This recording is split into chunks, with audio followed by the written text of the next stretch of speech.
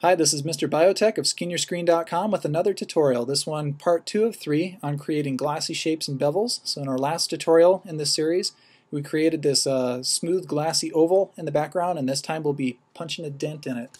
So fire up Photoshop, and if you have that last image available, the one that we were working on in part 1 of this tutorial series, you'll remember that we started by creating 3 layers. They're all basic vector layers, in this case an oval, although theoretically you could use anything. And we applied a variety of layer styles to it to give it an underlying shine, a little bit of an outer glow, some gradient, and a pattern to it, among other things. And then we used a separate layer, this one, to create this kind of soft shine, which is using exactly the same shape as the previous layer. And then using exactly those same shapes, we created yet another layer that added this kind of hard shine, this glassy shine over the top of both. So I'm going to pick up with these and create a new layer group by clicking this button in the layer palette, and we'll call this one dent.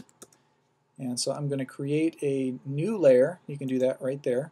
And I'm going to select my color. In this case I'll be using 363636, and using my vector tools, in this case an oval tool, make sure again this little guy is clicked.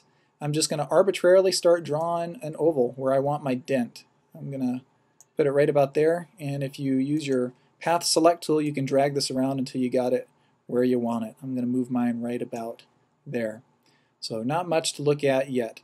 I'm going to take this, click and drag it over to the new layer button. This will duplicate it, and I'm going to hide the original. So this one is going to be rasterized, and by rasterized I mean we're going to take this vector data that makes up this layer and merge it so that it creates just a regular layer out of it. And to do that we just go to the layers menu up at the top, rasterize, and then layer. So where we previously had a shape using a color mask, now we've just got a basic layer. And I'm going to filter this, do a blur, a Gaussian blur. You won't be able to see it on the side here, sorry. And this is the Gaussian blur dialog box. Make sure that the preview is clicked because it'll show you right here what you're looking at. And I think anything from between maybe 5 to 20, depending on the size and resolution of the image that you're working with, will be fine. I'm going to stick to 9.3 pixels here with the Gaussian blur. And there we go. Not much of a dent yet.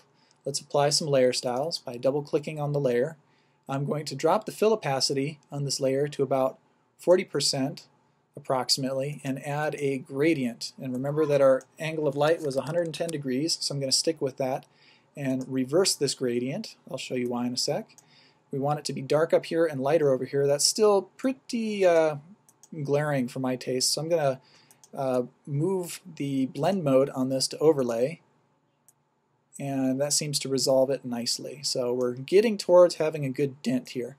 To further enhance this effect I'm going to add a bevel and then a contour. The contour for this I'm going to go with the half round that we've been doing.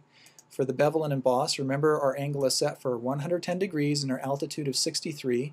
I'm going to drop the depth on this to about 31% and start playing around with the size on this until I get it where I want it. Oh, and something else to note is that it's up right now. We want to make that go down so it looks like it's punched in. And we can just play with this until it looks approximately the way we want it. I'm happy right about there. So the size on that's about 68 pixels. And now I'm going to decrease the screening mode on this so that's approximately 30 to 40%. I'm going to go with the lower number here, so 30%.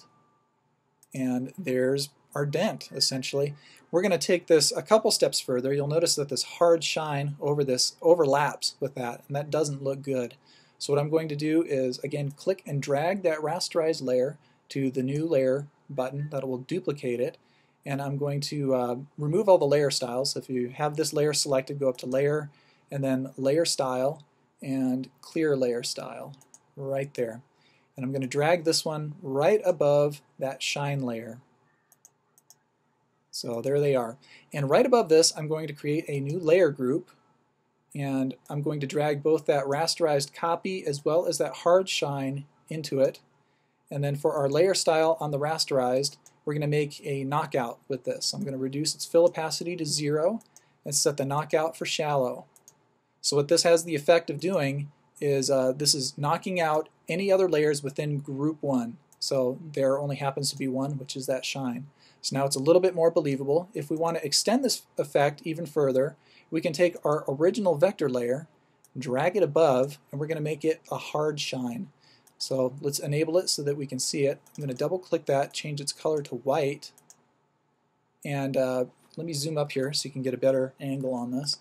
I'm going to use my path selection tool, click it, I'm going to copy and paste, and take that duplicate shape that it pasted on there onto that layer and just drag it over here.